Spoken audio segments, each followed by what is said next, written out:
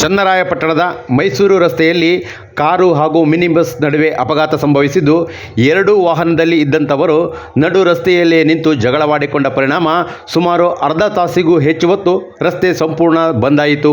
ಈ ವೇಳೆ ವಾಹನ ಸವಾರರಿಗೆ ಹಾಗೂ ಸಾರ್ವಜನಿಕರಿಗೆ ಸಾಕಷ್ಟು ಕಿರಿಕಿರಿ ಉಂಟಾಯಿತು. ಎರಡೂ ವಾಹನದಲ್ಲಿ ಇದ್ದವರು ಮೈ ಮೇಲೆ ಪ್ರಜ್ಞೆ ಇಲ್ಲದಂತೆ ನಡು ರಸ್ತೆಯಲ್ಲಿ ಜಗಳವಾಡುತ್ತಿದ್ದ ವೇಳೆ ಸಾರ್ವಜನಿಕರು ಸಮಾಧಾನ ಮಾಡಲು ಮುಂದಾದರೂ ಸಹ ಇದು ಸಾಧ್ಯವಾಗಲಿಲ್ಲ. ಸ್ಥಳಕ್ಕೆ ಪೊಲೀಸರು ಆಗಮಿಸಿ ಎರಡೂ ವಾಹನಗಳನ್ನು ಜಪ್ತಿ ಮಾಡಿ ಪೊಲೀಸ್ ಠಾಣೆಗೆ ತೆಗೆದುಕೊಂಡು ಹೋಗಿದ್ದಾರೆ. ಈ ಬಗ್ಗೆ ದೂರು ದಾಖಲು ಮಾಡಿದ್ದಾರೆ.